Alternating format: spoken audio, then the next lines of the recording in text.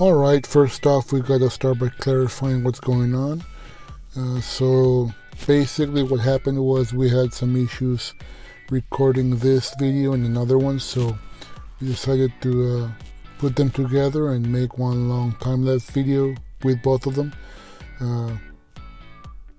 Sadly, neither of the videos have the starting parts, but if you've seen any of the other ones, you'll know that first off we just try to get away from the blank canvas and start sketching on the go. No measurements, nothing, just start off with some paint on the canvas or the support. So as you can see with the first video here, it's two characters, or two of the pals from PALWORLD, one being a CATRINA and the other one a lamb ball. The CATRINA being on top of the lamb ball holding or whilst holding a bazooka. And at this point in the video I'm pretty much done setting up where the characters are going to be. I mean, there's still going to be some work done, but right now it's just working on the background and see how it'll turn out. And mainly what I want is something more of a open air landscape type of feel, you know, mainly something like from the game, or something that would make it more open or make it feel more open. So bright colors and you know, just something around midday, afternoon, something like that.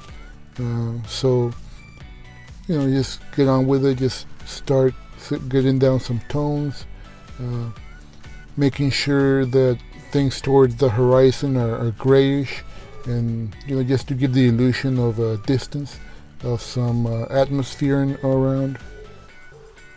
Now the grass, it's just going to be a few brush strokes up and down, just playing around with it, nothing really detailed. After all, it's just an oil sketch, mainly just to get the feel of something. If in the future I decide to get back to this topic, I will probably just start to detail a bit more from this point on, of course. I usually like to start everything off like this, more of rough shapes, loose brush strokes, and later on use some transparency, something of the sort, so I can see or appreciate what's beneath. So as you can see, I started detailing again, contrasting a bit more on the figures, and man, I really wish you could have seen how it started. I really started without anything in mind, really. I just decided that day what was going to be painted, and on the spot they said, oh, you know, it'd be nice to have a CATRINA on top of the lamb ball. But you know, it is what it is. Hopefully we'll get something more complete on this topic, or on this next time, with some more of the pals or some other of pals. I enjoyed it. Usually I don't paint stuff so brightly colored or anything happy, like, you know. I tend to go for more serious things, but it was nice painting it. So you know, here we take on towards the other video, which is a CATRINA. A CATRINA is from the Mexican Day of the Dead folklore, and it's mainly a lady with a painted face of a skull, decorated of course with flowers in the hair and everything.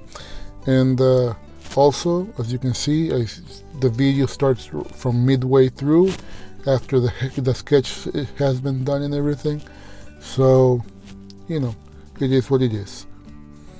Start painting now with the eyes, and mainly what I'm looking for here in this part is trying to reflect some of the candlelight on the eyes and the shapes around it. You know, just starting to experiment, because I really didn't know what else was going to do, since a CATRINA can really be pretty much any type of design you want on it, though the more traditional ones are hearts and flowers and, you know, things like that. So you know, it is what it is.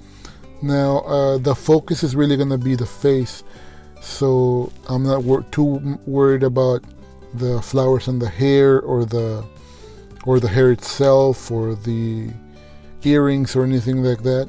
Mainly I want the attention to be just the face, illuminated by the candle that she's holding below her.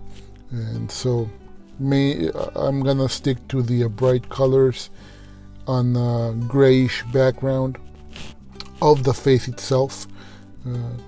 The flowers purple mainly is to play around with the fiery or the warm colors of the illumination by the candle. Now the background, I'm probably I'm gonna start with greens, so as to be able to contrast a bit more and play around with the illumination also in the background. I mean, I was thinking maybe of making it a bit bluish or purplish, but I decided on green, mainly just to not make it too dark and have some ghostly candles in the background, some ghostly fires. I'm going to play around with some of designs on the skin. That's not really something you do with a CATRINA that much, but you know, I just want to play around with it a bit, and that's what I'm going to do. As you can see here on the eyes, I'm starting to contrast a bit more and add some darks, add some lights, start finishing off the figure.